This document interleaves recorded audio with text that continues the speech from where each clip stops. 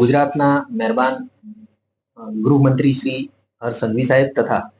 DG સાહેબ અને સુરતના પોલીસ કમિશનર શ્રી અનુપમસિંહ ગેહલોત સાહેબ દ્વારા જે સૂચના મળેલી છે અને no drugs in Surat city અભિયાન અમે ચલાવી રહ્યા છીએ એ હેઠળ જે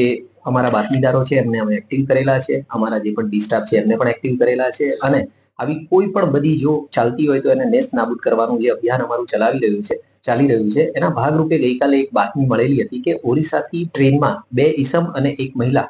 3 લોકો આવી રહ્યા છે અને પોતાની સાથે જે એનડીપીએસ ના દ્રવ્યો છે, માદક દ્રવ્યો, એ ગાંજાની સાથે એ લોકો અહીંયા આગળ આવી રહ્યા છે એવી બાતમી હતી, જેના આધારે વોચમાં રહેવામાં આવ્યા અને વોચમાં રહ્યા બાદ આ 3 ઈસમો જે છે એમને ઝડપી લેવામાં આવ્યા. ઝડપી અને એમની તલાશી લેતા એમની પાસેથી લગભગ 14 કિલો 681 ગ્રામ જેટલો ગાંજો કે જેની કિંમત 1,46,000 આસપાસની છે એ ઝડપી લેવામાં આવેલો છે. હાલે આરોપીઓને અરેસ્ટ કરી અને એમની પૂછપરછ ચાલુ છે કે જેથી એમણે ભૂતકાળમાં આવી કોઈ પ્રવૃત્તિ કરેલી છે કે કેમ અને અગાઉ પણ ક્યાંય કોઈ માલ આપ્યો હોય તો એ બાબતેની પણ તપાસ ચાલુમાં છે.